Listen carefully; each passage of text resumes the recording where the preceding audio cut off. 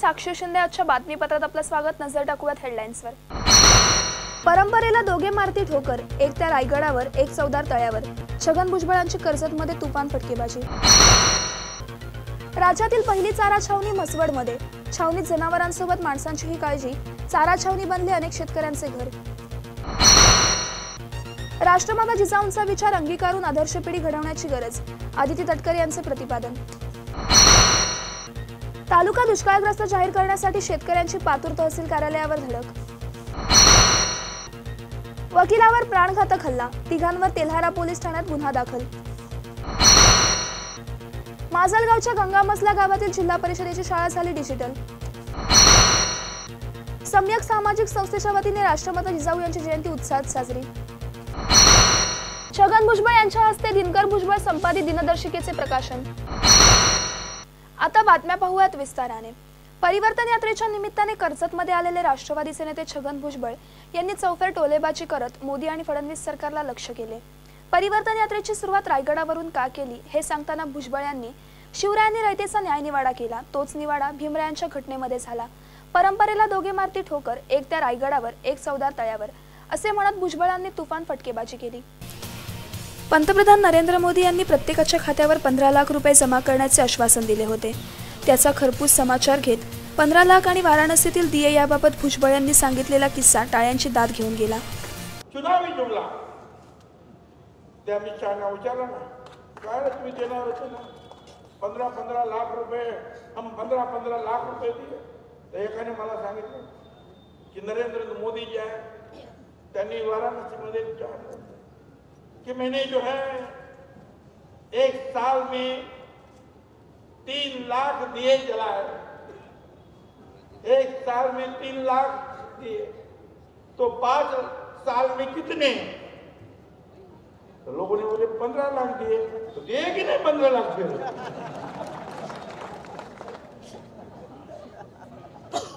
अरे दिवे जलायला नाही तुला पैसे तो देणार होता ना बाबा। पेट्रोलचे भाव दररोज वाढत असून त्यावर भाष्य करताना भुजबळ यांनी पेट्रोलचे भाव, पंतप्रधान नरेंद्र मोदी यांचे वय आणि MDH मसाल्याच्या प्रमुखांच्या वयाचा केलेला उल्लेखही हशा आणि जोरदार टाळ्या घेणारा ठरला। पेट्रोल किती वाढलं? वाढतच चाललं। बऱ्याचदा काय सांगितलं, किती टीका केली, किती आता सारखं वाढतं। पेट्रोलचे भाव, पेट्रोलचे भाव त्या मोदी साहेबांच्या वयाच्या पलीकडे गेलेले आहेत। त्यांचं वय जेवढं आहे ना त्याच्या पलीकडे गेलेलं आहे। ते आता अडवाणी साहेबांच्या वयापर्यंत आलेलं आहे। आणि आता हे जर सरकार हे जर राहिलं ना तर आपला MDH मसालेवाला बाबा आहे ना त्याच्या वयात। शिवरायांनी रयतेचा न्यायनिवाडा केला, तोच निवाडा भीमरायांच्या घटनेमध्ये झाला। परंपरेला दोघे मारती ठोकर, एक त्या रायगडावर एक चौदार तळ्यावर, असे म्हणत भुजबळांनी कर्जतच्या सभेत बोलताना तुफान फटकेबाजी केली। दोन राजे इथे गाजले महाराष्ट्राच्या पुण्यभूमीवर, दोन राजे इथे गाजले महाराष्ट्राच्या पुण्यभूमीवर, एक त्या रायगडावर एक चौदार तळ्यावर। राजे या महाराष्ट्रामध्ये एक रायगडावर राज्य क्रांती केली, अनेकानं सामाजिक क्रांती केली। आणि दलित ते मनुग्रंथ जो आहे, मनुस्मृतीचा कायदा जाळायचा, तुझा जाळायचा नाही, पण जाळल्यानंतर जो आहे स्वातंत्र्यानंतर जो कायदा त्यांनी केला, संविधान केलं, त्याच्यामध्ये सगळ्यांना सारखा न्याय दिला, महिलांना, पुरुषांना, दलित, सवर्ण सगळ्यांना सारख्या। कारण शिवरायाने रयतेचा तो न्यायनिवाडा केला आणि तोच निवाडा भीमरायाच्या घटनेमध्ये झाला। परंपरेला दोघे मारती ठोकर, एक त्या रायगडावर एक चौदार तळ्यावर। सोनत राजे जिथे गाजले कोकण पुण्यभूमीवर, सोनत राजे जिथे गाजले कोकण पुण्यभूमीवर, एक त्या रायगडावर एक चवदार तळ्यावर, एक त्या रायगडावर एक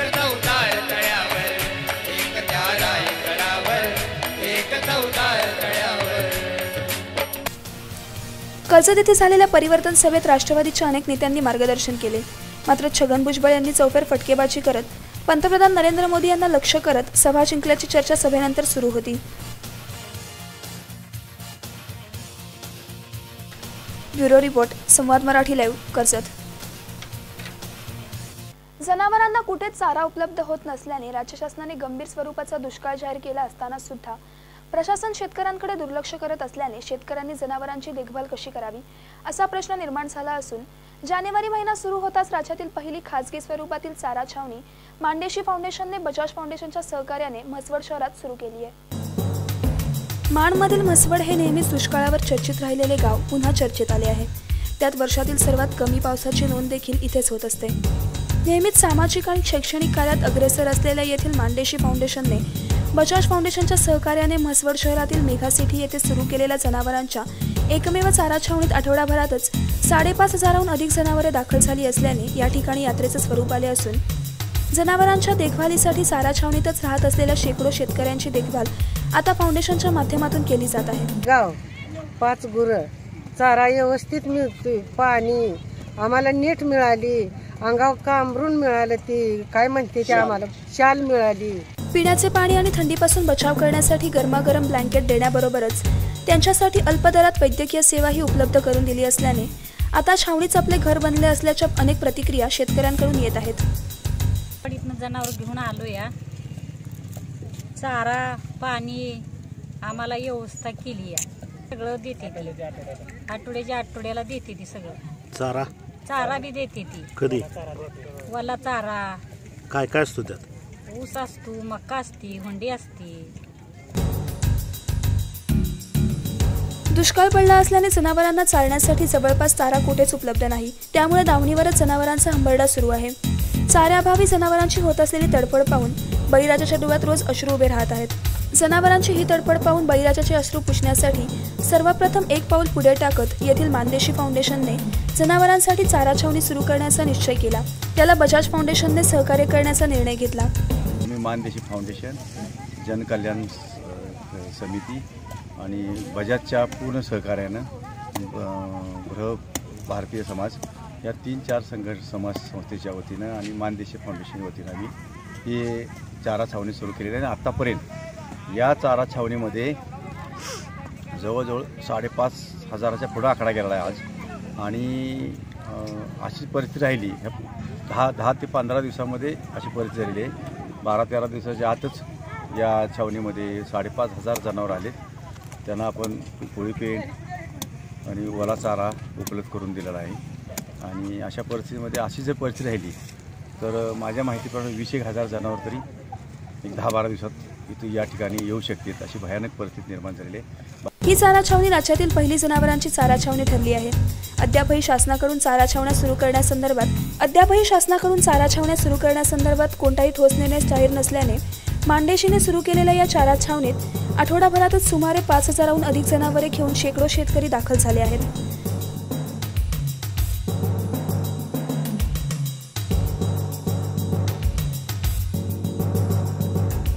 शाहरुख मुलानीसह महेश कांबळे, संवाद मराठी लाईव्ह, म्हसवड, सातारा.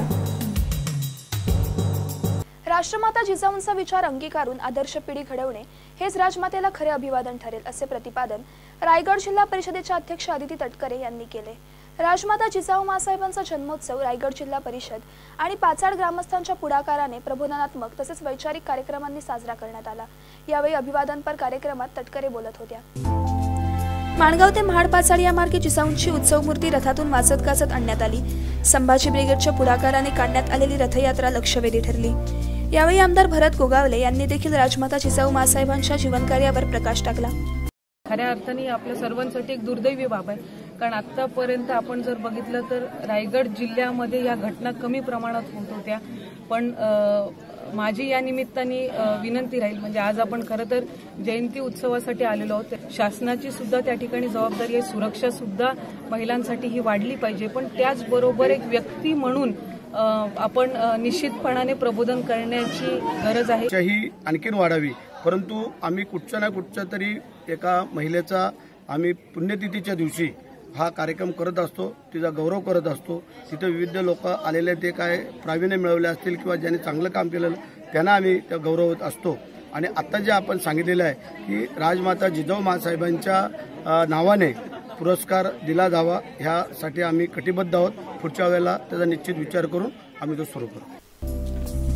समाजातील कोणत्याही स्तरातील स्त्रीला स्वतंत्र बुद्धीने निर्णय घेण्याचा अधिकार नव्हता। अशा वेळी माँसाहेब जिजाऊंनी महिलांना समान हक्क आणि अधिकार बहाल केले। आजच्या आधुनिक स्त्रीने राजमातेचा विचार अंगीकारून आदर्श पिढी घडवण्याची गरज असल्याचे विचार यावेळी उपस्थित अनेक मान्यवरांनी व्यक्त केले। वर्षीप्रमाणे ही रथयात्रा पुढील वर्षी सुद्धा आम्ही आणणार आहोत। ज्या जिजाऊने या महाराष्ट्राला, या देशाला 2-2 छत्रपती दिले, त्यांची जयंती आणि त्यांचा उत्सव कधी कुठे होत नव्हता। आणि त्याच्यासाठी आमची खंत आमच्या प्रवीणदादांना आणि आमच्या कार्यकर्त्यांना होत होती, म्हणून आम्ही ही रथयात्रा सुरू केलेली आहे। आणि याचं 3रं वर्ष असल्यामुळे हिला जो अभूतपूर्व प्रतिसाद यावर्षी भेटलेला आहे, याच्या पुढेही पुढच्या वर्षी अजूनही तो वाढणार आहे। आणि संपूर्ण महाराष्ट्रातले, देशातले शिवभक्त, जिजाऊ भक्त इथे दरवर्षी इकडे येणार आहेत। जानेवारीला मराठा सेवा संघातर्फे दरवर्षी सिंदखेड राजा इथं मोठ्या उत्सवात लाखोच्या संख्येने कार्यक्रम होत असतो। पण कोकणातील आणि कोकणाच्या जवळील जिल्ह्यातील लोकांना सिंदखेड राजाला जाणं शक्य होत नाही, म्हणून प्रवीणदादा गायकवाड यांच्या संकल्पनेतून ज्यांना शक्य होईल त्यांनी पाचाडच्या इथं कार्यक्रम साजरा करावा, ह्या विनंतीला मान राखून गेले 3 वर्ष आम्ही संभाजी ब्रिगेडतर्फे जिजाऊ रथयात्रा नवी मुंबई ते पाचाड अशी करत आलो आहोत। कारण या देशामध्ये आज खऱ्या अर्थाने राष्ट्रमाता जिजाऊंच्या विचारांची आवश्यकता आहे। कारण त्यांनी एक संकल्प केला आणि या देशामध्ये जे मोगलशाही आणि ब्राह्मणशाहीला जो सुरुंग लावण्याचं काम या ठिकाणी केलं गेलं आणि छत्रपती शिवाजी महाराज आणि छत्रपती संभाजी महाराज हे 2 राजे राजमाता जिजाऊने घडवले। आणि खऱ्या अर्थाने या ज्या संकल्पिका आहेत यांनी स्वराज्याचं तोरण बांधले, त्याची जी प्रेरणा आहे ती आजच्या तरुण पिढीला आणि आजच्या महिलांना आणि आजच्या मूलनिवासी बहुजन समाजाला असली पाहिजे। आणि या प्रेरणेतनं येणाऱ्या काळामध्ये जो समाज निर्माण होईल तो खरोखर देश हितासाठी कार्य करणारा समाज निर्माण होईल असं। जिजाऊंना अभिवादन करण्यासाठी राज्य आणि देशभरातून शिवप्रेमींची मोठी गर्दी उसळली होती। राजमाता जिजाऊ जन्मोत्सव समिती आयोजित संभाजी ब्रिगेडच्या रथयात्रेचा पाचाड येथे समारोप करण्यात आला। धम्मशील सावंत, संवाद मराठी लाईव्ह, पाचाड, रायगड। शासनाने यावर्षी दुष्काळ जाहीर केला असून त्यामध्ये पातूर तालुक्याला वगळण्यात आले आहे। ज्या तालुक्यांमध्ये जास्त पाऊस पडला असे तालुके सरकारने दुष्काळग्रस्त जाहीर केले, मात्र कमी पाऊस पडलेल्या तालुक्यांकडे दुर्लक्ष करण्यात आल्याने पातूर तालुका शेतकरी जागर मंचाच्या वतीने भव्य मोर्चा काढून तहसीलदारांना निवेदन देण्यात आले। शेतकरी जागर मंचाच्या वतीने पातूर तालुका तात्काळ दुष्काळग्रस्त जाहीर करावा, तालुक्यातील सर्व शेतकऱ्यांना योग्य दाबाचा वीज पुरवठा सलग 8 तास देण्यात यावा, मुद्रा लोनची सर्व प्रलंबित प्रकरणे तात्काळ निकाली काढण्यात यावीत, सिंचन विहीर आणि फळबाग योजनेचे मिळणारे वार्षिक अनुदान लाभार्थी शेतकऱ्यांच्या खात्यावर तात्काळ जमा करण्यात यावे, अशा मागण्यांचे निवेदन तहसील कार्यालयावर मोर्चा काढून तहसीलदारांना देण्यात आले। मोर्चाचे नेतृत्व प्रशांत गावंडे, नामदेवराव अढाव यांनी केले।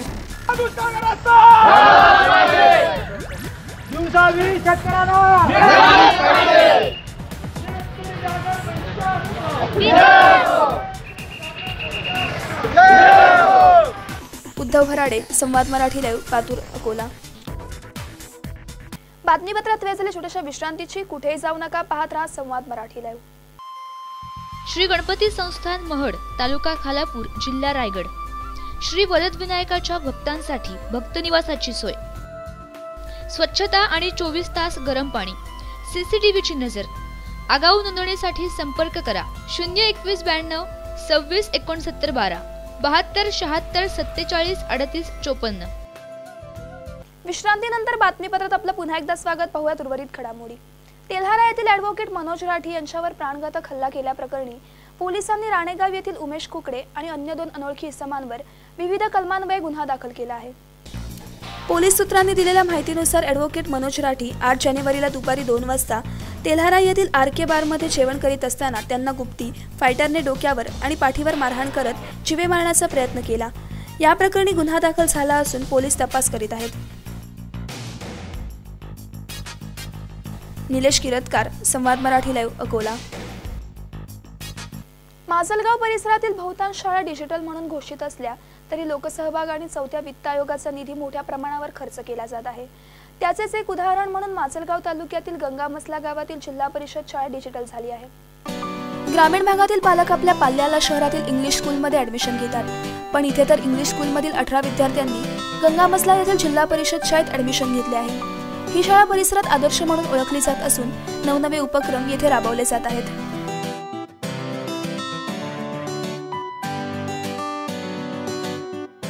सुहास सावंत, संवाद मराठी लाईव्ह, माजलगाव, बीड. रसायनी येथील सम्यक सामाजिक संस्थेच्या वतीने रिस्कांबा येथील अस्मिता एंटरप्राइजेस कार्यालयाच्या सभामंडपात राष्ट्रमाता जिजाऊ जयंती साजरी करण्यात आली. यावेळी संस्थेच्या महिलांनी जिजाऊ मातेच्या कार्याची महती वर्णन करून जिजाऊंच्या जीवन कार्यावर कविता सादर केल्या. सम्यक सामाजिक संस्थेच्या वतीने राष्ट्रमाता जिजाबाई यांची जयंती मोठ्या उत्साहात साजरी करण्यात आली. राष्ट्रमाता जिजाऊंच्या प्रतिमेला पुष्पहार अर्पण करून अभिवादन करण्यात आले. यावेळी प्रमुख पाहुणे म्हणून माजी सरपंच कृष्णा पारंगे, भगवान जांभळे आदी मान्यवर उपस्थित होते. जिजाबाईबद्दल सर्वांनी जेवढे काही खूप बोलले. किती बोलत तर कमीच आहे, किती बोलत तर कमीच आहे, पण बोलून सर्वांनी आपले समाधान केले. प्रत्येकाला जिजाऊ कळल्यात, काही लोकांना माहीत होतं कळून गेले, काय केलं कळलं. आणि आज आपल्या जयंतीला सर्वांनी येऊन 421व्या जयंतीच्या शुभेच्छा दिल्या. आणि तसेच माझ्या परिवाराकडून, माझ्या सगळ्या सहकुटुंब, माझ्या सदस्याकडून, माझ्या सगळ्या मित्रमंडळीकडून सगळ्यांना या 421व्या जयंतीनिमित्त लाख लाख शुभेच्छा देतो.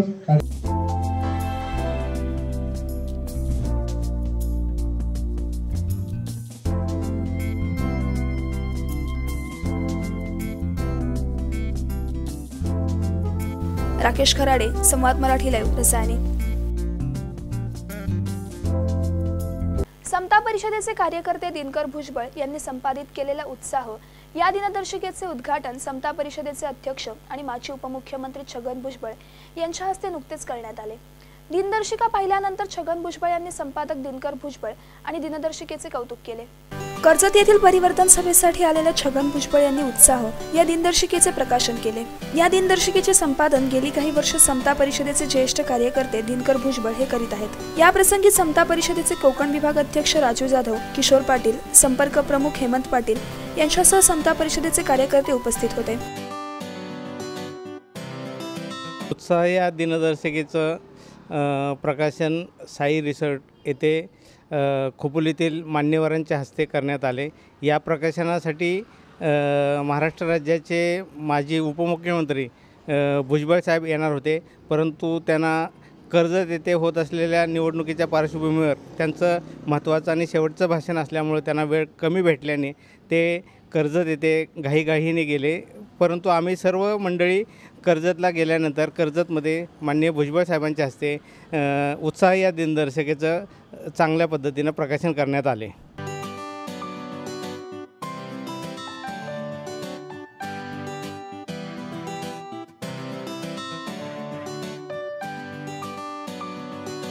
ब्युरो रिपोर्ट, संवाद मराठी लाईव्ह, खोपोली. बातमीपत्रात वेळ इथेच थांबण्याची. पुन्हा भेटूयात पुढील बातमीपत्रात. तोपर्यंत नमस्कार.